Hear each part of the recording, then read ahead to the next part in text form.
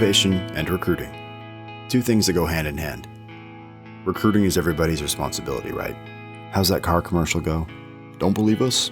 Ask someone you know who drives one. Every single time somebody asks a question, whether it's somebody you know or not, about the Maine Air National Guard or the Air Force, your response, whether you know it or not, is a recruiting aid.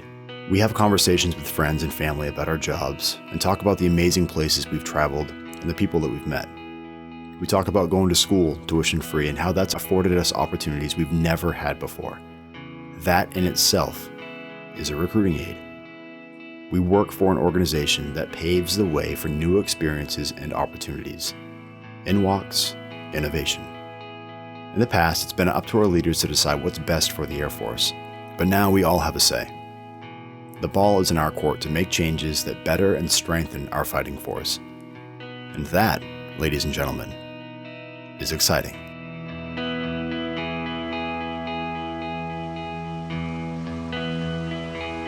I'm Master Sergeant Andy Sinclair, and this is the MAINEiac Radio Show.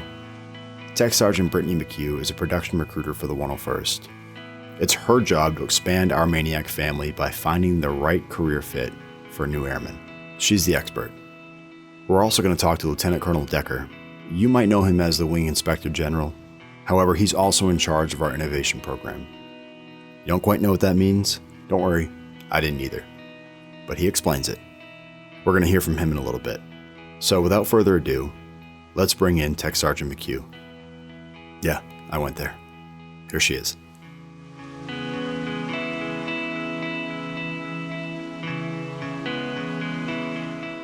So where are you from? Where did you go? Where were you before you were a recruiter? So I was in the Installation Personnel Readiness Office down in Building 489.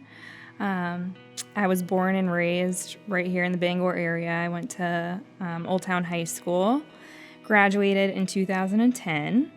I did a couple years of college, wasn't really sure, what I wanted to do with that. And then doing some research, I kind of found this hidden gem, the Maine Air National Guard, which growing up I never even knew existed. It was right in my backyard. And I started looking into the benefits that they offered and opportunities that they had, and it really piqued my interest. And that is when I decided that it's something that I wanted to do.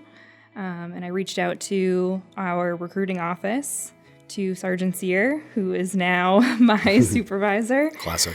Yeah. And he led me through my recruiting process, which led me here. So I've been in the unit for a little over 6 years now, like I said, working in personnel before I became a recruiter, and now have been a recruiter for a little over 2 years. That's awesome. So unlike a lot of people, you didn't have anybody like close family that were out here that were. No one specifically in the unit out here. My uncle had been in the Air Force for many years, and I had chatted with him a little bit about being in the Guard. I knew I wanted to stay close to home, but I also wanted to serve, and that is what led me here. It's the perfect mix of both worlds, getting to stay close to home, but also serve as well. So having had now two different career fields kind of under your belt, what's it like in your experience? What's it like? How long have you been a recruiter? Let me ask that first. A little over 2 years now. Okay. Yeah. And what's that like? It's definitely a fast-paced work environment, that's for sure. Every day is different, which I like that about the job. Walking in the door every day, you never really know what's going to come across your desk, who you're going to talk to, what your day is going to look like. So it definitely keeps things interesting every day. I could be talking on the phone with a high school senior, with a parent, with someone who is currently serving in the active duty Air Force or another branch of the military who's interested in the Air National Guard.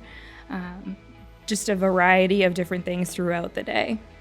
Yeah, so you mentioned being on the phone with hypothetically, if you were on the phone with an 18-year-old, fresh out of high school, looking to do something with their life or start a path down, maybe going to school for free or something like that.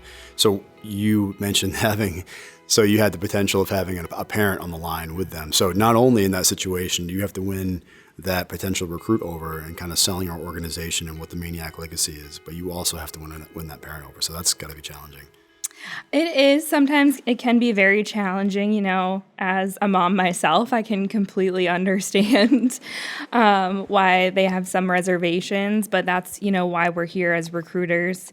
We take pride in the whole application process for our applicants is very open and honest. We want to be able to answer any question that either them as the applicant or the parent has so that they know exactly what they're signing up for.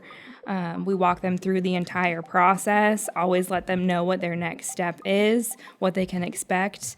So that way, they're not coming into any kind of surprise. They know exactly what they're signing up for. Oh, that's cool. And again, but the cool thing with your job, though, is that you not only do you get to see the rest of the wing, how everybody operates, you guys kind of have to be like kind of not subject matter experts, but you guys need to know. You need to be in the know. I guess that's the best way to put it. With all the different jobs out here, what they do, what they're capable of. And so if I come in and want to talk to you guys about, my interest in electricity, that I could either go the route of going into CE as being an electrician or maybe being an aircraft electrical or. Absolutely. It's definitely something I've learned so much from being in this position about what our organization does as a whole. I'm definitely not a subject matter expert in every single career field, but I do know, the basics of every career field out here, enough to explain it to our applicants. But something that we offer for our applicants that a lot of other branches don't is that we offer what we call shop tours. Where once we get an applicant qualified and we know exactly what they can do for positions out here, we coordinate that with the shops that they're interested in joining. So we actually bring them out here. They get to tour the shop, see where they could be working, see what desk they would be sitting at, meet their potential supervisor, answer specific questions about what's going to be expected of them on drill weekends, what training could be like, am I going to get deployed? We are able to address those questions right then and there. So that way when they're going through making their decision on what shop they want to join, like I said, they know exactly what they're getting into. Yeah, and you guys are doing that virtually now too, right? Or can do that Yes, virtually. we absolutely can do it through Zoom, over the phone as well. Really whatever is going to work best for our applicants. The shops have been so cooperative in figuring that out, but we definitely want to make sure before they sign their enlistment contract that they get those shop tours done and get all their questions answered. Which is imperative, especially nowadays with COVID-19 going on. That's a huge asset that you guys have at your disposal. Absolutely. One really good thing that has come out of COVID is our system processing has improved greatly. We have a system in place now that allows us to do essentially all of our enlistment paperwork over this portal that we have online, our online system. We as recruiters set you up with an account. We go through paperwork with you over the phone, walk you right through how to sign, and then send it back to us. We review it, and then we would sign as well as the recruiter. And then that way you don't have to make an extra trip or even see us in person throughout any of the enlistment process, really, if you don't want to. Yeah, that's cool. And again, with COVID-19 going on, that's a huge benefit to have. I think before I joined, and even before I joined into PA, public affairs, knowing, kind of being isolated in my previous career field, like I probably would have assumed that recruiters, your sole job is to bring people in. I think that's a common misunderstanding because now my perspective is not only is your sole job to bring people in, but it's also to find the right fit for your applicants as to where they go to better their organization and to better that individual. So that's a huge weight on your guys' shoulders, right? Absolutely. We definitely want to make sure that we're taking good care of our applicants and placing them in a career field that they're going to be happy in. Drill weekend is only one weekend a month, but we want to make sure when you're coming through the gate that one weekend that you're happy to be here, you enjoy what you're doing, whether it's something completely opposite of what you do on the civilian side or it lines up with that. We just want to make sure that when you come out here, you're happy and excited to be out here, and we hope that you stay here for 20 plus years. That's our goal. Yeah, and I would imagine too, there's a customer service aspect of that too as well, right? You want to make sure that. Absolutely. This is the biggest decision that a lot of people make in their lives, one of the biggest decisions, and we want to make sure that we do our best to take care of every single person that we bring through this door, because we're the first face that they see out here. And we want to make sure that we are answering every question, every concern, and just taking really good care of them from the start of their enlistment process to the day of their enlistment. Are you guys, so I know like after I enlist, like you guys are kind of hands off because I don't belong to you guys anymore, right? Like I belong to Student Flight. Yep. But like if I had questions, like if I had like process questions, or like my sponsor, their sponsor is still a thing, right? So like if I can't get a hold of my sponsor for whatever reason, or if I'm like at tech school, are you guys a resource, or like do you guys, is that like, because I feel like a lot of my reservations would be, especially now during the pandemic, is having that reassurance that I have an asset available at all times to help me out. Absolutely. Day of enlistment, we always make sure that our applicant knows who their supervisor is and sponsor coming into it. But also, we are really the most familiar face that they have at that point throughout their processing. So I always make sure I tell them, reach out to your supervisor first, sponsor first, but if for some reason, you're not getting that communication, we're always here for you, no matter what question you have. If you're waiting to go to basic training, have questions about what you should pack, what you shouldn't. How to ranger roll some socks. Yeah, there's absolutely no stupid question. We're here for you from day one, like I said. So that's absolutely. Cool. That's some good reassurance, especially from like if you have an applicant that doesn't have a family member who's been out here or knows nothing about the MAINEiac Guard. So absolutely. So let's talk real quick about benefits. So I'll be honest with you, I don't keep up to speed with what all the sign-on bonuses and whatnot are. But how has anything changed? Like what's going on right now with all that? So as far as enlistment bonuses, those go by fiscal year. So we get new guidance on that every single year. But as far as school benefits, one of the biggest benefits we have out here as drill status guardsmen is the Maine state tuition waiver. Now, no matter what career field you join, what rank you come in at, you are eligible to use that waiver. And that is 100% tuition to any of the University of Maine schools, any of the community colleges. Maine Maritime is covered 100%. Yeah, that's huge. That is amazing. And then also Husson and Thomas are a part of that as well. They will pay up to, I believe it's $293 per credit hour. If you are a member of the Maine Air National Guard. And that's just coming out here, joining, going to basic training and tech school, and then just being a drill status guardsman. So coming to that one drill weekend a month, and then the rest of the month you can be a full-time college student. So for those listening, and correct me if I'm wrong, the way I'm understanding that, like, so if I was looking, or if you're looking to join the service and you're kind of tossing it up between active duty and the Maine Air National Guard. Active duty, if I wanted to go to school, I would have that FTA at my disposal. FTA is Federal Tuition Assistance. I could go to school wherever I am stationed for free. But the problem with that, in my opinion, is that you're also working full time, and that you may not have the time or the opportunity to go to school full time as well. The benefit that you guys, or that we offer here, is that you can be a traditional. You're obligated to 2 weeks a year, 1 week in a month, and you still can go to school for free. Like, that's huge. Yeah, and it's something that when I'm talking to a lot of high school seniors, or even people that have recently graduated, they just don't even realize that that's an option for them. They think they have to choose one or the other. If they want to stay here in Maine and pursue their education, they think that they have to put that on hold if they want to join the military. They don't realize that they can actually do both, stay right here in Maine, attend college full-time, and serve as well. I know there's a guy, I won't name him, but there's an individual that works up with Chief Thurlow. I interviewed a while back that that's why he's here. That's why he gets to serve, but he's also going to school. I think he's going to UMO.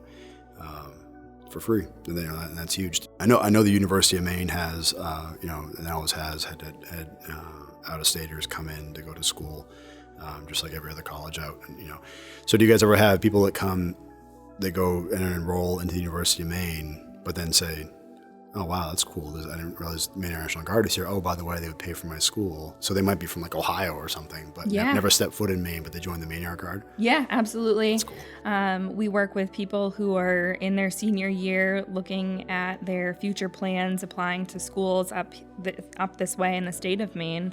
And hear that we will pay 100% tuition if they are a member of our unit.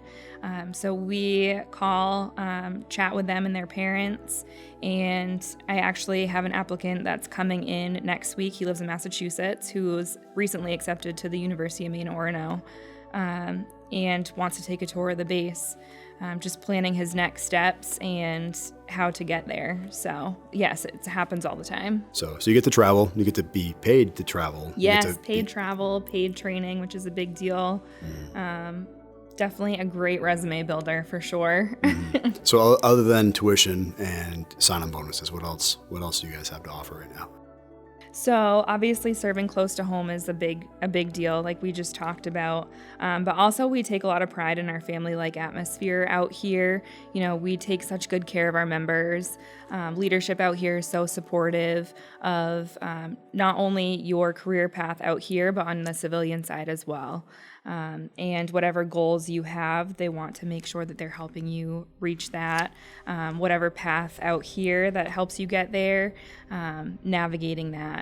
And if you don't mind too, like once I put this out, which will probably be before this weekend, I'm going to put a link in the description for your guys' contact information, if that's something you guys want. Yeah, absolutely. Okay. Right now we're very restricted on as far as, we don't have any career fairs going on, anything like that. Schools obviously want to keep their students protected, so they're not really having as much like classroom visits, guidance office visits that we were able to do before. So we are trying to reach out to them virtually to set up meetings through the guidance office with any interested students. So before, where we could easily just call up a school and say, we're going to be in the area on this day, is it okay if we stop in? They would make an announcement to the school, and we would get sometimes 10, 15, 20 students piled into a room and talk to them about the Guard, whereas now we don't really have that luxury. So we're trying to do things virtually, but the best lead generation source that we have are unit referrals. So people who are already out here in the unit, whether they've been out here for years or they've recently enlisted, we really depend on them a lot. If they know someone in their life that can benefit from the Guard, then we definitely strongly encourage you give them our information, reach out to us. We would love to talk to them. But yeah, we have social media pages as well. Our Maine Air National Guard recruiting page on Facebook. We also have the Maine Air National Guard recruiting Instagram page as well. So if you aren't already following us, go on there, like the page. We try to post daily on there. Answer some commonly asked questions, but that's definitely a good resource if you are looking for more information. And I'll put those links in there as well, so that way it's just one more resource. What else can we do? What else can the rest, not PA, but what else can the wing do to help you guys out other than unit referrals? I mean, it's really easy. Just have a conversation with someone about the Guard. It's really that easy. A lot of people, like I said, even when I was growing up, I didn't even know it was out here. So when someone's kind of looking for their next step, whether they're a high school senior or they're in college and they're just not really sure, just have the conversation, let them know that we're here, and just talk to them about how, it's benefited your life and your family and the experiences that you've had. That's awesome. I really appreciate your time. Thanks for coming in. Absolutely. And make sure if you have questions or if you know somebody who has questions about the Maine Air Guard and possibly joining, to get a hold of Sergeant McHugh and her team, and they'll point you in the right direction. So thank you. Thank you.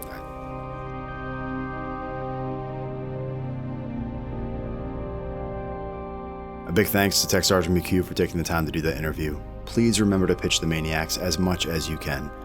Send someone her way and she'll send them on the right path. It's crazy to think that someone's prestigious career, 15, 20, 25, 30-year career, all starts with a recruiter. That's a huge weight on their shoulders. Let's help them out. Up next, Colonel Decker on innovation.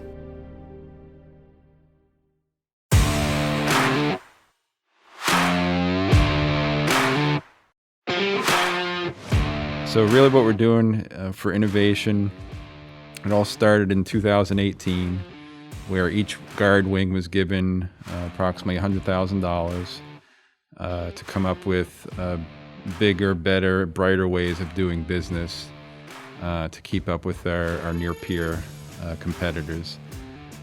This for the wing, the first go-around, we were able to procure a small UAS system for security forces. This was about $70,000. Those are drones. Little drones, yeah.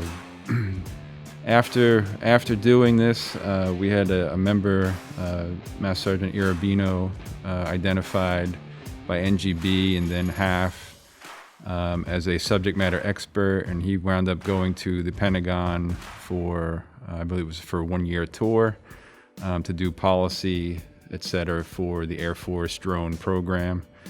So another great example of MAINEiacs leading the way. Again, if it wasn't for innovation, that never would have happened. But it just showed that leadership support behind these important ideas really helps to emphasize what the MAINEiacs do on a day-to-day basis. So 2019, that year again, we had $100,000 provided. Maintenance, the metal fabrication shop submitted a request for a 3D printer. The one that they had in place for several years was really just, it wasn't up to producing aircraft quality prototypes. So I believe the TO, their big Air Force was coming out with a plan to produce prototype quality parts at the unit level. They had identified a printer that was approximately $200,000. And then again, through coordination with me, maintenance, NGB, we were able to get $210,000 for this 3D printer for 2019. So again, it's more than just one person doing it. It takes a team. And if we were able to lay out exactly what we wanted to do with it, present a concept of operations, and saying this is how it could better the KC-135 fleet, NGB jumped on board, and that brings us to 2020. This time, each wing was given $75,000, and what we decided to do was push forward a expansion to the Axis capability of the 3D printer, which again robust that the prototype part production. And then in December, we just linked up our subject matter expert, Tech Sergeant Chris Look, with the folks out at ArcWorks, who are the ones that do innovation for the National Guard Bureau. And they've put together a plan for days and dollars for him to continue developing the concept for additive manufacturing technologies at the unit level. So to kind of sum that up, because I listening to everything you just said, that's a lot of information. But for someone like me who isn't in those realms or in those career fields, like it seems like it's a pretty big deal. And I've met Tech Sergeant Look, and I've interviewed him before. And it's like one of those situations where you're talking to somebody, you're like, okay, this dude is like 15 times smarter than I am, and you can tell he is. So having him on the project's a big deal. And we're not talking about a 3D printer like something I can go right now onto like Walmart.com and buy for $200. Like this thing is the real deal, and I've seen it working. And so these are ideas, and correct me if I'm wrong, sir, but these are ideas that our airmen here at the wing have brought to you into leadership to make the workforce, like you said earlier, a better and brighter place to work, right? Definitely. And it really goes to, that expands on the importance and the creativity in the Guard, because a lot of our drill status guardsmen pull from their civilian jobs. Tech Sergeant Look, as an example, is a nuclear engineer on the outside. No big deal. So you have that minor intellectual advantage as a nuclear engineer, plus your engineering background, and it just really helped him come up with that solution. But there's more out there, right? Everybody has some type of unique skill that they bring to drill, and it's really capitalizing on that stuff, because the people who've been out here in the Guard wearing the uniform for 20, 25, 30 years, we have grown up following AFIs. Not that there's anything wrong with that, right? But it puts your mind in a structured environment. In innovation, if you can't break yourself out of that structured environment, you can't innovate. So right now the big limitation is getting the ideas in front of the wing commander, for him or her to pick from and say, all right, yes, this is the direction we want to head. This is where we want to invest that $75,000 or $100,000. And again, that money is set aside by the National Guard Bureau specifically for innovation. The only way we spend it is by submitting an innovation idea for funding. Kind of shifting gears slightly, in this same podcast, we're going to hear from one of the production recruiters here from the wing. So from a recruiting standpoint, I would think that knowing that there's a program here at the wing that allows fresh and young and new ideas to come forth and come to fruition, that's pretty cool. If I was an 18 or 22-year-old at a college looking for new ideas, because say maybe my dad has been out here for X amount of years, and I know the process is secondhand from him hearing about it, I may have a new fresh idea for that chief or that commander to maybe entertain, and I can make a difference. And to me, that's exciting. Yes, yeah, I agree wholeheartedly with that. It's again, being supported by leadership at all levels is the number one measure of success. Without that support, it doesn't happen, because then the ideas don't flow up to the wing level. So, it would be a great recruiting incentive to say, hey, look, you can contribute.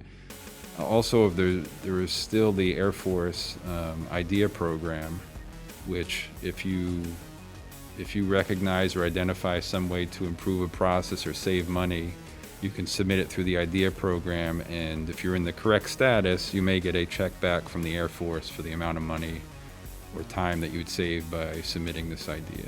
I knew that was a thing at one point. I didn't realize we were still doing that. That's pretty cool. It's still out there. Yep. What's the process like? So say if I have this really crazy idea that no one's ever heard of, probably never going to happen, by the way, but say someone else has this crazy idea that nobody's ever heard of, and I want to submit that moving forward to have it be entertained.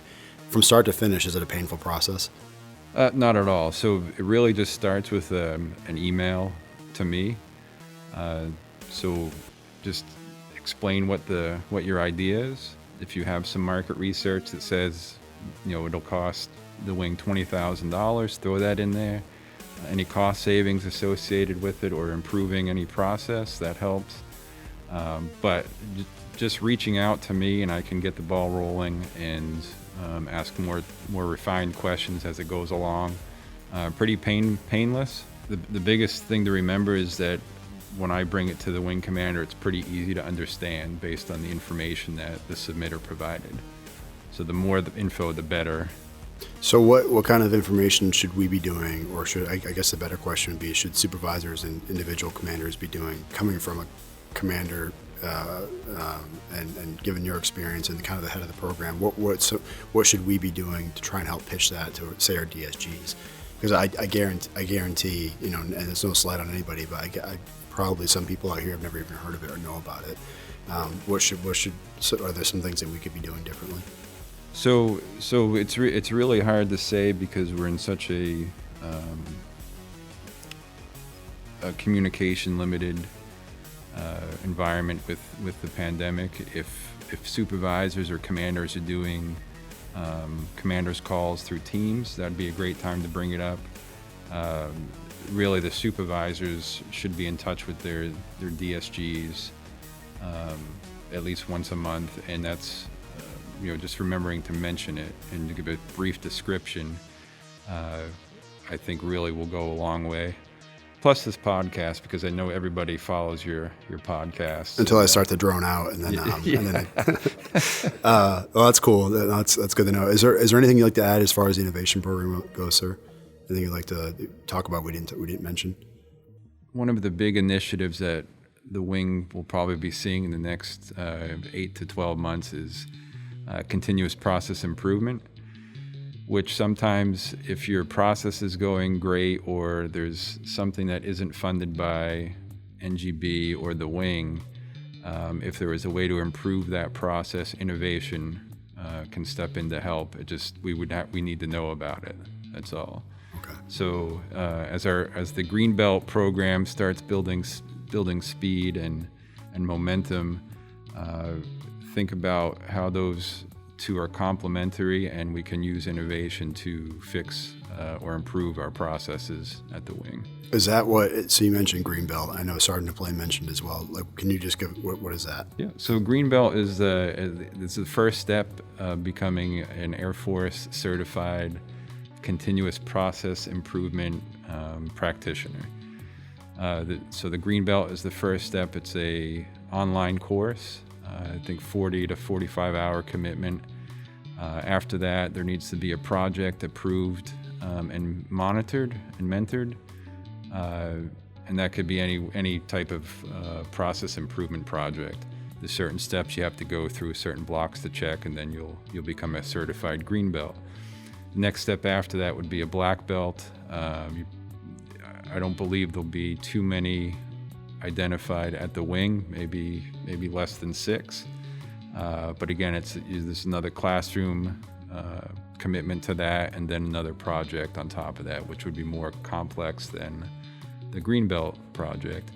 And the whole idea there is to build a continuous process improvement culture, so it becomes second nature to be able to say, all right, there's waste in this project, so let's trim the fat here and there, and we have an improved process. It really comes down to leadership's respect for airmen's time, because we're not gaining full-time resources, we're not gaining additional funding, so we have to do something. And really, the most valuable asset we have out here is time, and it's really the only thing we can control compared to the other two. So if we look at it from that lens, I think it's something we can all get behind and support CPI across the wing, and really maybe give some time back to our airmen and make things flow a little bit smoother. I would imagine that part of that process, the challenging part is,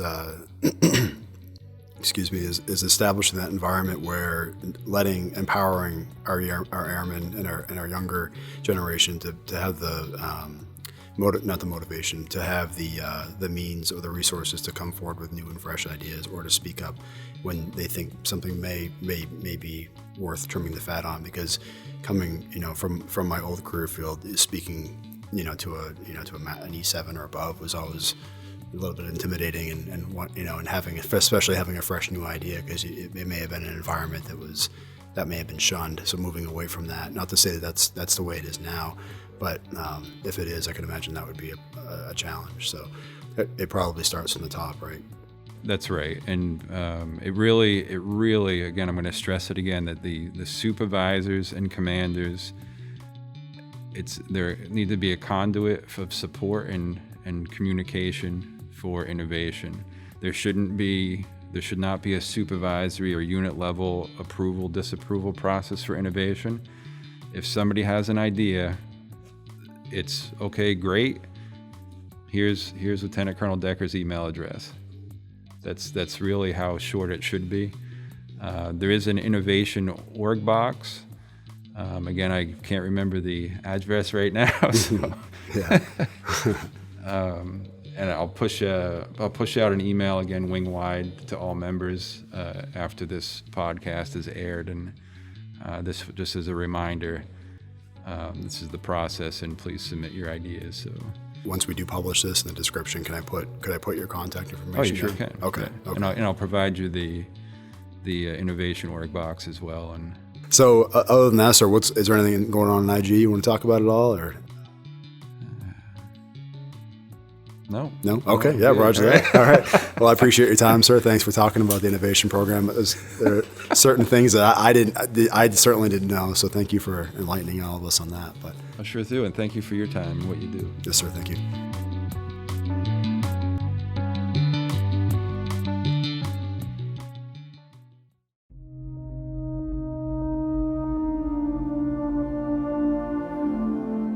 Thanks again, Colonel, for educating us on how that process works. Now that we both have recruiting and innovation on our minds, let me share with you really quick my opinion on how they're related. I remember being 17 and being hungry for that illustrious adult lifestyle, right? Moving out of your parents' house, finding a job or going to college, being challenged, but most importantly, working towards something I want to do while progressing through my career. Now more than ever, with the implementation of our innovation program, new members of the Maine Air Guard have the opportunity to pitch new ideas and really beat that progressive drum. Spread the word. Please, guys, come on. Supervisors, commanders, tell your troops about the program, please. MAINEiacs, tell your friends, tell your family. There's no better time to join than right now. All right, climbing off that horse for a second. Drill is here, mostly virtual from what I understand. Make the most of it. Get some training done. CBTs, those sorts of things. Take the time to reach out to your airmen or your battle buddies. Ask them how they're doing, how their families are doing. Take the time. Check us out on Facebook, Instagram, iTunes, Divids, YouTube by searching 101 STARW. Check out the recruiters pages as well. I'm going to link them in the description below. Like, share, promote. Please, just do it. Stay safe out there in the winter weather. If you have questions about winter safety, reach out to the dynamic trio in our safety office. It's better to be safe than sorry.